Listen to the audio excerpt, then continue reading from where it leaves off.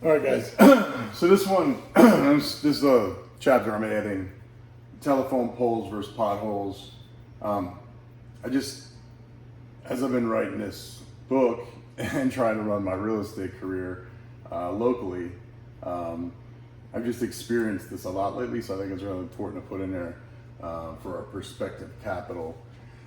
So telephone poles versus potholes. I think in the beginning of the book, it'd be cool to say, warning, this will alter how you look at things for the rest of your life, because once you see, once you feel the potholes and start noticing, the telephone poles, it's definitely it's a paradigm shift for you. So one of the quote or whatever it could be, people complain about the holes and rarely see the poles because everyone feels the bumps, they avoid them, they go around them, they pave them, they patch them, and those are the small problems in your life. Where if you actually look up, you can actually see how really ugly the telephone poles are on a street or in a town. So people bitch about the potholes. People complain about the holes and rarely see the poles. Meanwhile, the poles are the most ugly things you could ever put in a town or on a highway, on a street. So the first part of it is hiding in plain sight versus a daily fight. So obviously the daily fight is the bumps, the avoiding it, the ugliness of it. There's spots in my town where I know I just I go around the double yellow. I know where I don't want to feel the holes as I'm going over it. But meanwhile, on those same streets, every one of the streets in this town is completely hiding in plain sight these ugly ass telephone poles that are crooked. Their wires are hanging all off of them. They're pretty much disgusting. So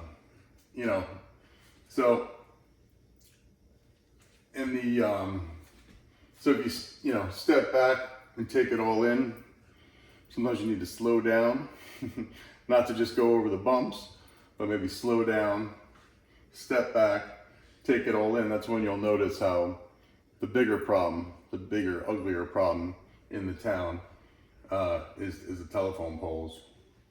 Slow down and look up. From a macro level and a micro level. A micro level being the potholes. We fill them, we pave them, we avoid them. So on the macro level, just noticing the poles. Obviously you can't replace them in the town, but in your life, on a macro level, if we start seeing them first off, and then wanting to improve them, is a big step.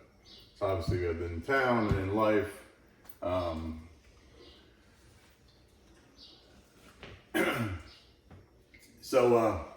From the, and I kind of like the high level shit, low level shit when it comes to, activities.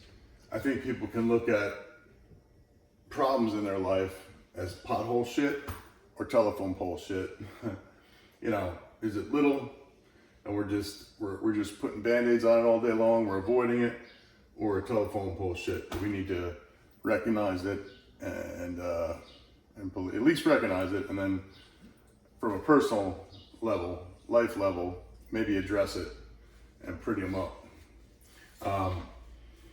The holes represent daily distractions, whereas the poles are systemic failures. So daily distractions in the town, daily distractions in our life, poles, the systemic failures. The utility company put them in wrong. They don't care how they look. in our lives, the bigger problems we have to address. So there's the paradigm shift where we actually see the poles and we want to do something about it, or the ignorance is a gift, where we just, deal with the holes on a daily basis. We go through our usual going around them. We put some asphalt in them. So either paradigm shift or the ignorance is a gift, potentially, if you don't want to deal with it and don't want to address the larger problem.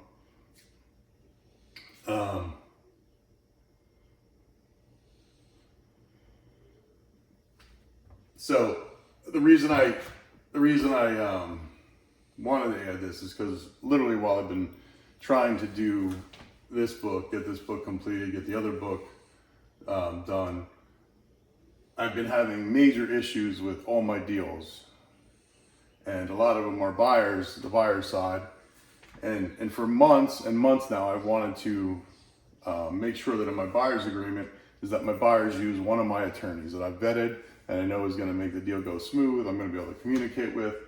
So all throughout these last couple deals while I'm writing this book and trying to get this done, I've been having buyer issues like crazy. Attorneys that suck.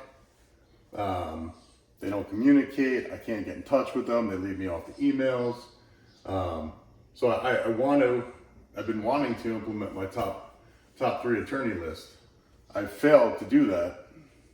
So I've been going over these bumps and going around these bumps and feeling the pain of the bumps over and over again, almost every deal I have going on.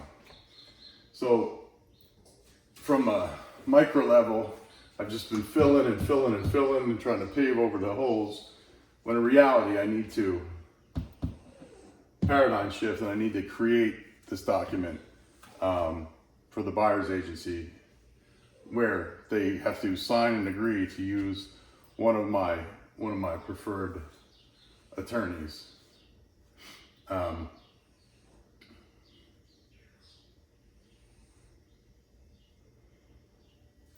So, a big part of this is, I think,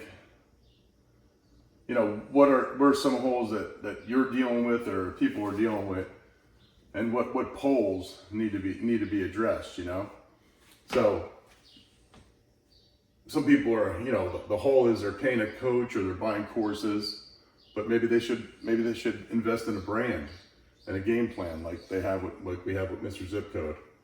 But they keep paying the coach and they keep taking courses and paying the coach and taking courses instead of actually building and buying a brand and implementing a solid game plan. Deals falling through. Fill. Avoid the holes. No, the pole is me, implementing my required attorney list and having the buyers agree to that ahead of time before I waste my time and energy and reputation on a lot of these deals. Hole, running all over the state from a hyper-local and hyper-focused standpoint. Running all over the state, trying to sell real estate, which is another thing that's been happening while I'm writing this book because I'm so busy with this and I'm trying to run my multiple businesses at the same time. I've been working with buyers way outside of my hyper-local policy. So I had the hole is running all over the state again, rather than parking with somebody. But the pole is the deals and the opportunities locally around me that I know are here that I need to get back to running my business when I have more time again, the way I know it should be done, hyper-local, hyper-focused. So I think when anyone has this issue or they're looking at something, or maybe this hopefully changes their life forever, with they never look at their issues, or they'll at least never look at their street again the same in their town. But hopefully they can start changing the way they look at issues in their life. Is it pothole shit or is it telephone pole shit? And and then they can figure out whether they want to keep patching and paving or actually recognize the problem and try to improve it in their life. So kind of a story for the chapter. One of the first times I ever had a paradigm shift, rather than ignorance is a gift. When I was a younger kid, I liked baseball. I was a baseball fan. My mother was a Mets fan. My brother got into baseball big time. So I was kind of falling into it too. I liked watching the games because it was something we did. But one of the first baseball games I ever went to, it was a Mets game, and everyone, everyone was wearing their jerseys and their hats, and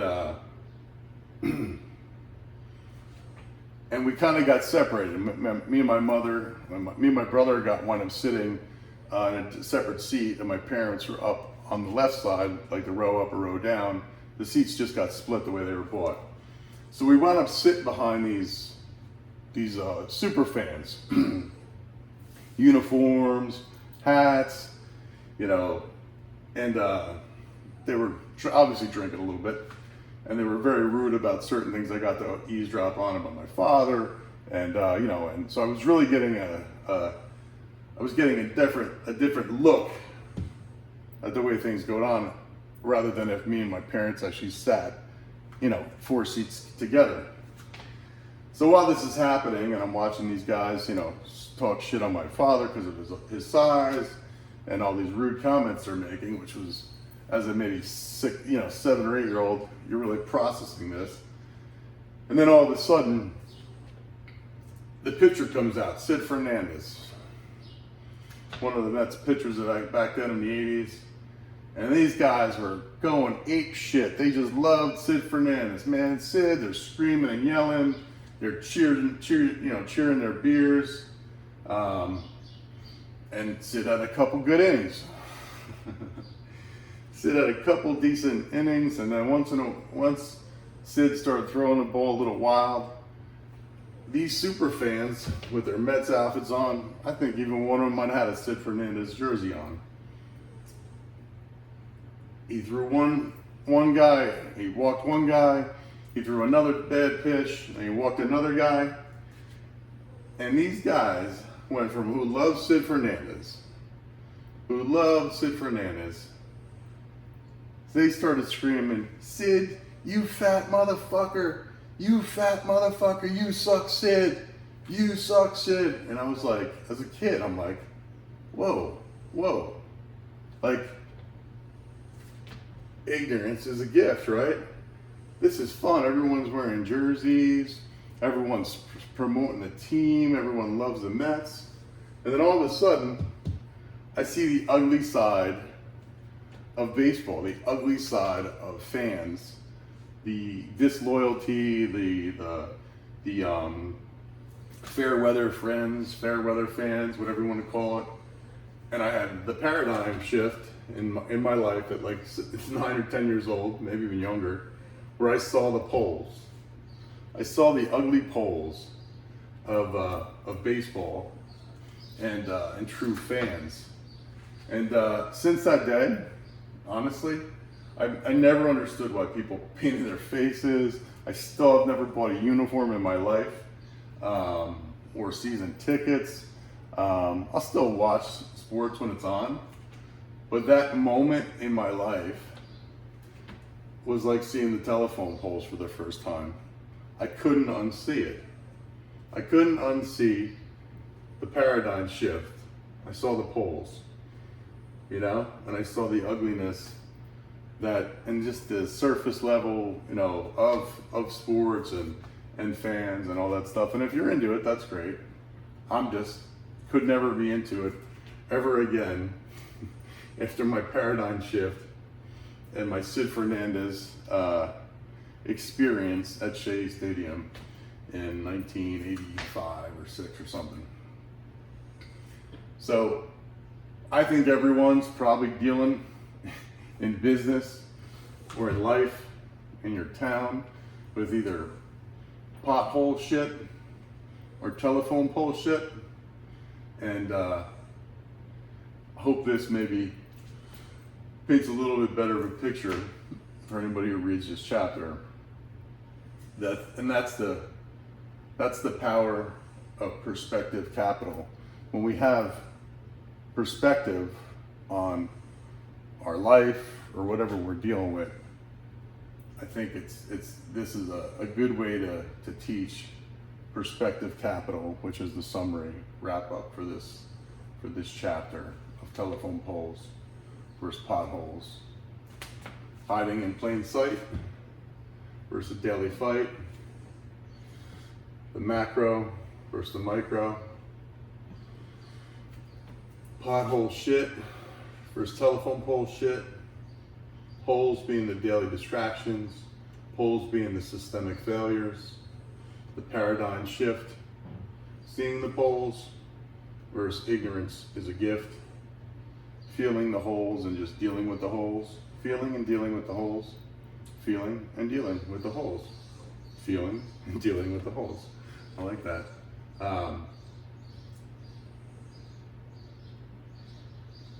The story and the reason I came up with this is literally because while I'm writing this chapter, while I'm writing this book, I'm literally dealing with potholes when I should be addressing the telephone poles in my life. Hope that helps. I added a lot to the frequency and the frequency and frequency chapter.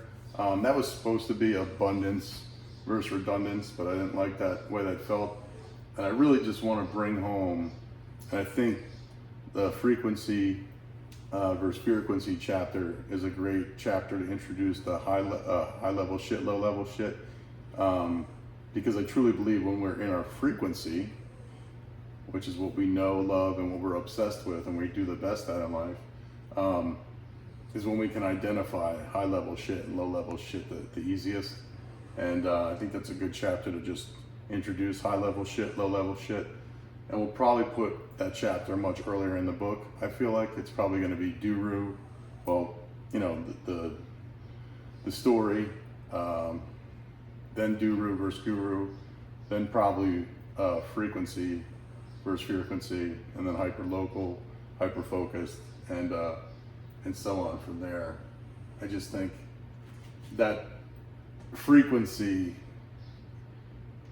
being abundance and the frequency being scarcity is just such a powerful part of real estate.